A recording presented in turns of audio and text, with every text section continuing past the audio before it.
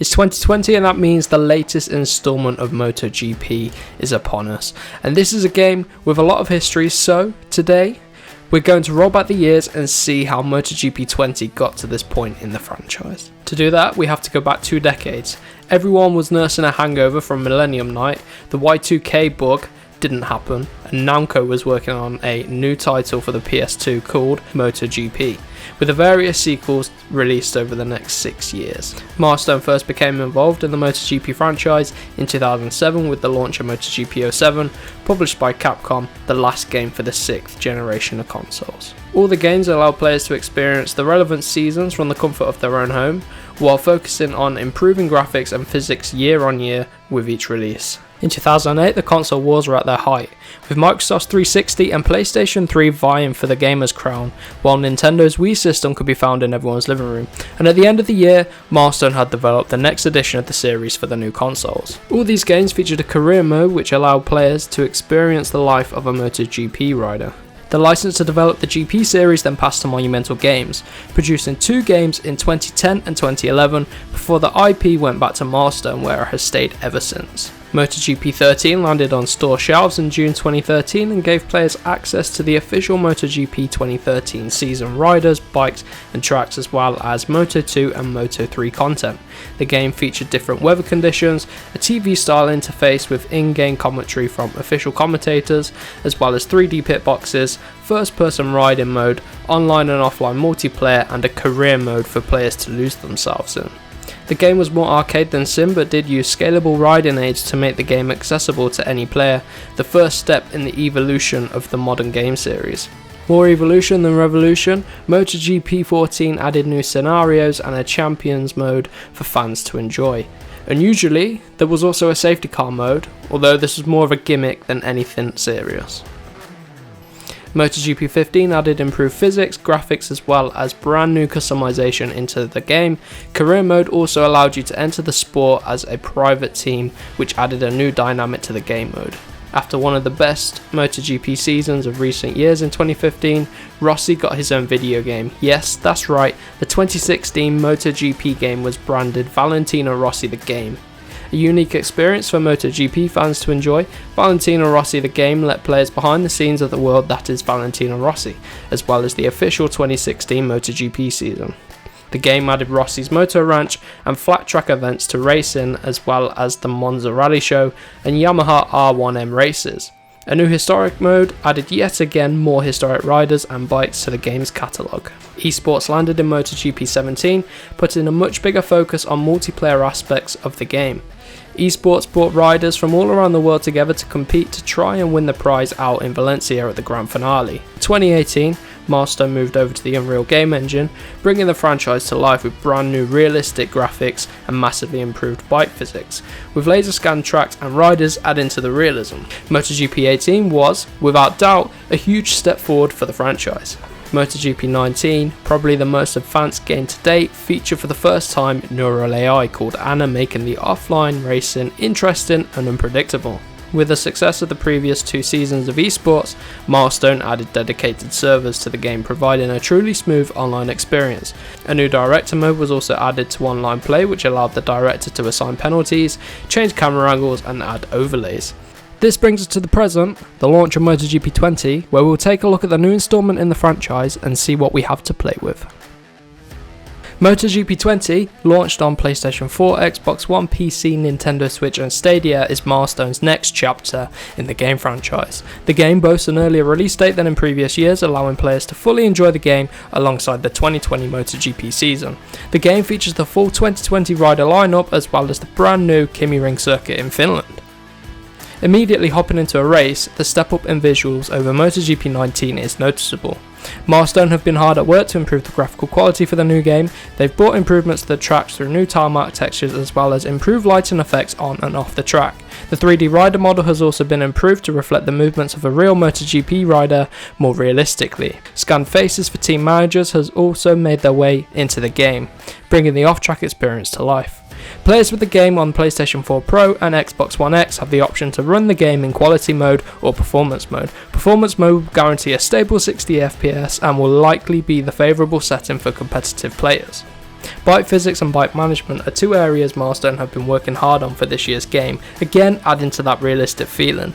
With the recent trend of real-life teams adding weird and wonderful aerodynamic widgets to their bikes, Milestone have implemented aerodynamic damage modelling to the bikes. When crashing, your bike will now take light to major damage, which will negatively impact your bike's aero and handling performance. The damage will have a lasting effect on your bike, so be careful when racing wheel to wheel.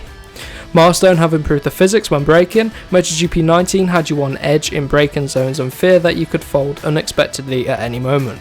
This is now fixed in MotoGP 20, giving the player more control in the braking zones but fairly punishing those that push it too hard. Before each race you'll perform consumption checks. This check sets out the tyre and fuel choices for a race. Those riders who prefer a more aggressive race can overfuel the bike and put on a set of harder tyres to really push the bike for the duration of the race. Bear in mind though, a heavier bike will handle completely differently to a bike with lower fuel levels, so a custom bike setup may need to be applied to help account for the effect of the additional weight of the bike. Harder tyres will take longer to heat up, so you may need to lean on them more to bring them into play earlier in your race. MotoGP 20 really does realistically reflect the problems that riders have to overcome when it comes to setting up the bike and managing the bike during the race.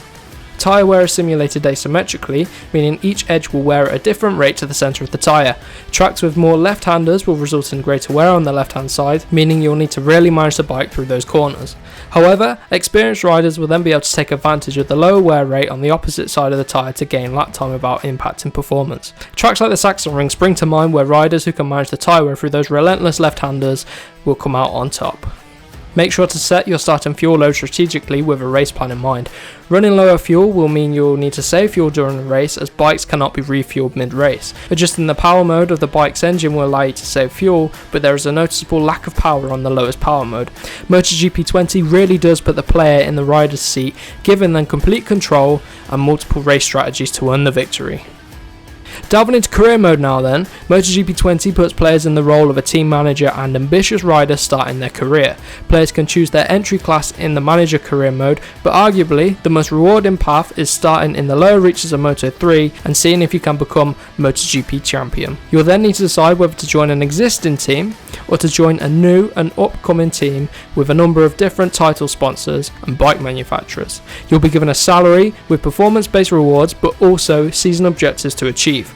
Players will then need to make strategic management decisions such as hiring personal managers to help you progress in your career via successful contract negotiations, but also hiring staff for R&D of the bike. You'll hire a chief engineer to boost development points gained during sessions, and a data analyst to work with the chief engineer to further develop the bike based on testing sessions. Bike R&D is broken down to 4 pillars: electronics, aerodynamics, frame and engine power. Electronics allows you to push the performance of traction control, engine brake, anti-wheelie and power mapping. Remember, all of these electronics can be adjusted during the race, so it's a good idea to focus your development on the electronics. Frame development will help increase handling, stability and agility, while aerodynamics and engine power can help improve that straight line speed. R&D isn't free though. Players will need to compete in test sessions to earn development points. Pre-season testing returns in MotoGP 20, allowing players to try different development packs for their bike. Once testing is over, you'll need to choose a development pack to be applied to the bike for the season ahead. Additionally, there are now mid-season test sessions where you can test more development packs which can be applied to the bike to boost mid-season development. Development points can also be gained by performing development tests during the free practice sessions at each Grand Prix weekend, allowing players to constantly push the development of their bike. Manager Career Mode is a really nice addition to MotoGP 20 and is one of the game modes players will likely spend most of their time playing. The sense of achievement and progression can be realised by many as they go from being Moto3 rookies to multiple times world champion in the GP class. This leads us nicely onto the customization features in MotoGP 20. Players can customize their rider through custom designs for helmets, numbers and lower back patches. These can all be created through the customization tool, allowing for personal designs to be painted onto riders. Designs can also be shared online and used by other players. This is great news for those uncreative folk like me. Custom designs can be applied by anyone. For bikes of new sponsored teams in the manager career, liveries can be customised and colour schemes selected to individual taste, giving a truly unique experience player to player. Dedicated servers return to the franchise in MotoGP via Amazon Web Services. This offers a low latency and reliable connection for players to enjoy while racing online. Race Director mode returns, allowing players to assign penalties, modify starting positions and modify race results. Neural AI returns in the form of Anna 2.0. The unique AI system based on machine learning now rides to race strategies and adjusts its own performance in reaction to tyre wear and fuel usage, just like a real life player would. Milestone continues to lead the way on AI in racing game. A renewed historic mode allows players to experience great riders and bikes from the MotoGP Hall of Fame. A historic catalogue of 46 riders and 43 bikes featuring MotoGP 20, as well as new, regularly updated historic events for players to earn in-game currency from. This currency can then be used to unlock more historic content. MotoGP 20 then has to be the most advanced MotoGP game to date, bringing a host of new features to the franchise. The game ultimately offers a more rewarding experience, putting the player in control of their destiny. Being quick is no longer all you need to succeed. Build your team or your reputation to earn a top ride and then fight to be the champion. I've been JR Rightbox and I hope you enjoy MotoGP 20. I'll see you out there on the grid.